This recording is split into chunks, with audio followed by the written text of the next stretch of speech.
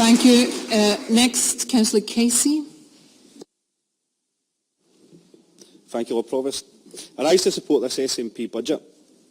As this is my first speech in this chamber, despite writing many of them, I'd like to just say what a massive privilege it is for me to have been elected to represent the Enniston ward.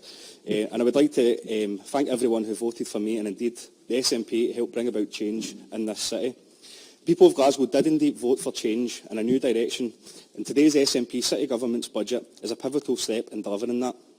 Today's budget is a real change in direction in the way we deploy our resources, and we will invest to improve our vital services.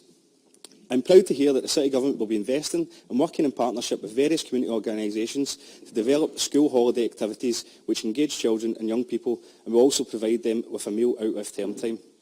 There are already some fantastic groups in my ward, including Royston Youth Action, New Ribbons for Glasgow, Impact Arts and various others, who are providing a fantastic service in the community, and I look forward to working with them and RSLs to link up all these services. 60% of parents with household incomes of less than £25,000 say that they are not always able to afford to buy food outside term time. And households with incomes of less than £15,000, this number rose to 75%. 75% of households not able to afford meals out of term time. That's a disgrace. This is sadly a time when many of our children are skipping meals because their parents are struggling financially.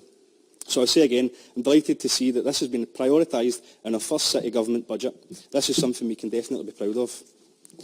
Even further to that, we'll be taking action to minimise the impact of poverty on pupils during the school day by reviewing school lunch prices, and we'll be extending free school meals to all primary fours. I'm also glad to see that the school clothing grant will be increasing from £54 to £70. This will be a big help to families in my ward who have been finding it hard to make ends meet, and sometimes that added cost of a uniform increases more pressures to their budgets. That is getting it right for every child. Another part of the budget I'd like to focus on is our commitment to invest in financial and digital inclusion in this city.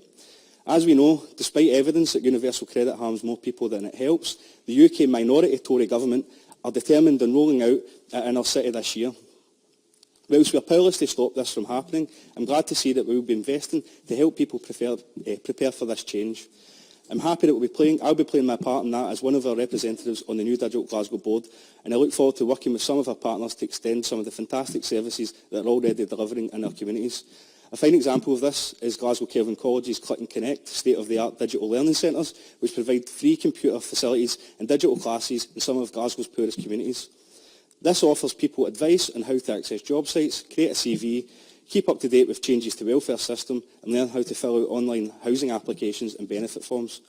Glasgow Cllr College already provide this great service alongside Royston Lifelong Learning Centre in my ward, and hopefully we'll see this extended to more of our RSLs and community centres throughout the city. Finally, Lord Provost, despite what you may have heard from some of the opposition benches today, this budget delivers for our city's young people by protecting the education budget. It delivers for the most valuable asset, our workforce, rectifying the cuts that the previous administration inflicted that went far too deep. We will be protecting frontline jobs, and I'm delighted to hear we'll be welcoming back some of our Allan staff into the council once again. We'll be investing extra cash in schools and community pitches, extra cash for our much-cherished parks and open spaces, and we'll be investing in road safety, especially around schools.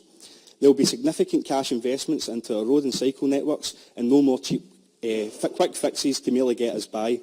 This is a budget that delivers for every single one of our communities. It certainly delivers for Denniston, and it delivers for the people of Glasgow. I'll be proud to support the City Treasurer's budget today.